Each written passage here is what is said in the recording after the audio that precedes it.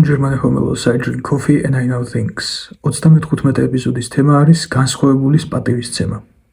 ზედმეტად სასაცილოა ამ საუკუნეში ეს საკითხი ჯერ ისევ განხილვის და დაღიჭვის საგანი რომაა, მაგრამ არის და რა გავაკეთოთ ხომ?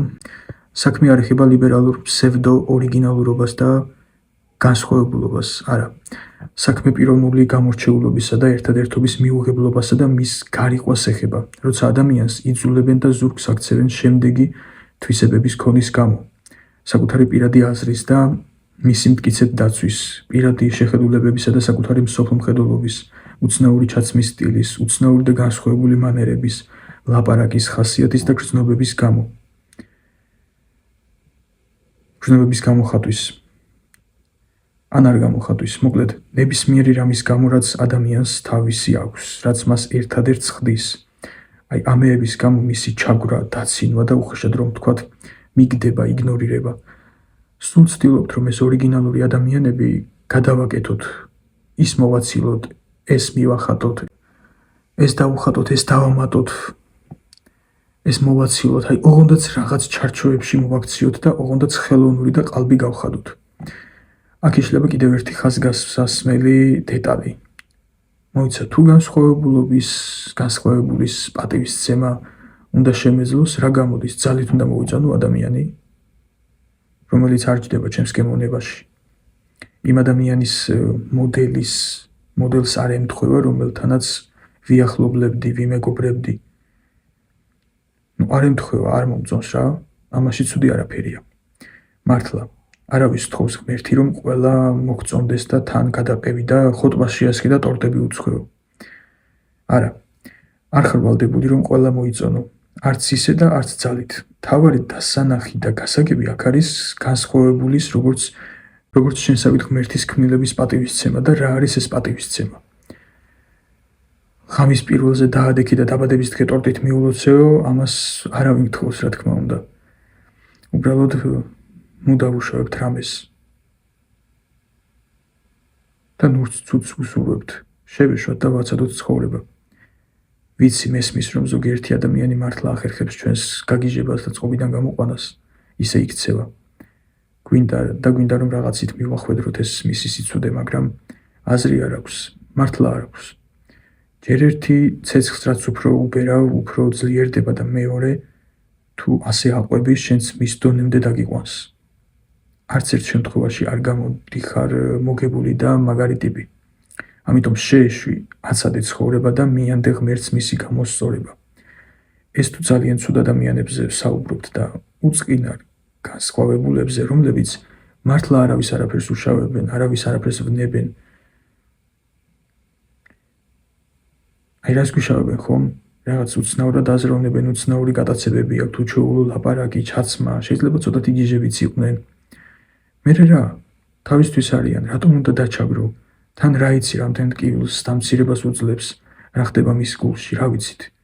ეს ძირითადად უფრო სკოლის ასაკის ბავშვებს ეხება, რომლებიც დაუნდობლად ექცევიან სხვა ბავშვებს, რომლებიც გამორჩეულები და უცნაურები არიან. ეს დაჩაგრო და გარიყვა კარგ ტიპად არავის აქცევს და დრო რომ გავა, მაგრად ინანებენ ეს მჩაგვრელები. ასეთი მჩაგვრელი ბავშვების არსებობა, ასეთები რომ არიან, ამის მიზეზი არის მხოლოდ მშობლები. მხოლოდ დედა ან მხოლოდ მამა კი არა, არამედ ორივე. ინტელექტუალების და წესიერი ადამიანების ოჯახში მჩაგვრელი არ და ვერ გაიზრდება. ხედავთ როგორი საცოდავი და ტრამვირებული ადამიანი ჩანს გვერდიდან, რომ შეხედავ იმას, ვინც განსხვავებულს და უცნაურს ჩაგრავს და რიყავს. გული მოგიკვდება ისეთი საცოდავები ჩანან გვერდიდან და სამწუხარო ისაა, რომ არიან კიდეც საცოდავები. აბა ამის შემდეგ რატომ უნდა მოუნდეს ადამიანს იქცეოდეს ისე, როგორც უინტელექტო, ტრამვირებული და გაბოროტებული მჩაგვრელი იქცევა. თუმცა ეს ამბავი მხოლოდ აქტიურ და ცხადად გამოხატულ ჩაგვრას არ ეხება. არსებობენ მჩაგვრელები, რომლებიც ერთი შეკედით ანგელოზებს გვანან, უსაყვარლესი ადამიანები არიან. იცით რამდენი მეგობარი ჰყავთ და რამდენ ვინმეს უყვარს? უამრავს, ასე არავის დასცინიან, არ სცემენ, არ აკომპლექსებენ, არაფერ მსგავს არ გამოხატავენ და შეტრიალებული აქვთ ეს სიზღი და გულგრილობა უცნაურის მიმართ. გულში აქვთ შეტრიალებული, მალავენ გულში. მაგრამ არ იღელოთ და არ იფიქროთ, რომ რთული შესამჩნევია ესეთი ადამიანები. იცით როგორ უნდა ამოიცნოთ ეს პასიური ჩაგვრელი? მათთვის მე სიტყვაც მაქვს გამოგონებული, ეს არის ერთიფე. ერთფენიანი ადამიანი, რომელიც იმდენად ვერ იტანს განსხვავებულობას, რომ სულ ერთფეროვან, ერთნაირ ადამიანებთან მეგობრობს და კატეგორიულად ერიდება უცნაურებთან რაიმე სახის კომუნიკაციაში შესვლას. სრულ იგნორში ჰყავს განსხვავებული ადამიანები. ნორმალური, წესიერი და ინტელექტუალი ადამიანი როგორ მოიქცევა, იცით? იტყვის, კი, უცნაური ვინმე კი არის, რაღაცნაირი კი არის, ცოტა გიჟს კი ჰგავს, ყველაფერი ეს ხო, მაგრამ მე რა? ვის რას უშავებს, რატომ უნდა გავრიყო და დავაიგნორო? იმიტომ რომ რაღაც თქვათ ძიმე როკს უსმენს? მე რა? აი სხვების მოსაწონებლად რომ უსმენდეს რეპს? ძალით, ეგ იქნებოდა ცუდი ზუსტად. კარგი და წესიერი ადამიანია ერთიფე? ერთიფეს ისე ეგოიმება და სძულს გამორჩეული, უცნაური, რომ ბოლომდე აიგნორებს, ადამიანად არ თვლის. ეს არ არის ჯანსაღმქცევა ადამიანისა. ასე და ამგვარად არსებობს განსხვავებული სიძულვილის ორი სახეობა, მკვეთრად გამოხატული და სრულად პასიური. ერთი პირდაპირ ჩაგრავს, მეორეს მასთან მეგობრობა უტყდება, ასე ვთქვათ, და ეგოიმება, სძულს და იმიტომ არც მათ სიგიჟემდე სიყვარულს და არც მეგობრობას ითხოვს მორალი და ღმერთი ჩვენგან. უბრალოდ ნურაფერს დაუშვებთ იმას, ვინც არ მოგწონს. ნურც ცუდს უსურვებთ და თუ ინტელექტის დონე გვაძლევს საშუალებას, როგორც შეგვიძლია თავი მიტოვებულად და გარიყულად არ ვაგრძნობინოთ ასეთ ადამიანებს.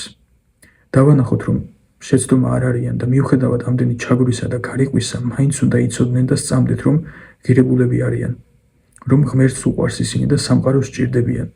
და ეს ყოველივე იმიტომ, რომ ბევრი ასეთი ადამიანი ვერ უძლებს ამ გარიყვას და ჩაგვრას, უარყოფას. თავს იძულებენ და თვითმკვლელობამდე მიდიან ბოლოს. ამიტომ თუ სიტყვით შეგვიძლია სულის გადარჩენა, ვფიქრობ, არ უნდა დაგვენანოს ჩვენში არის ეს ძალა და სიგეთე.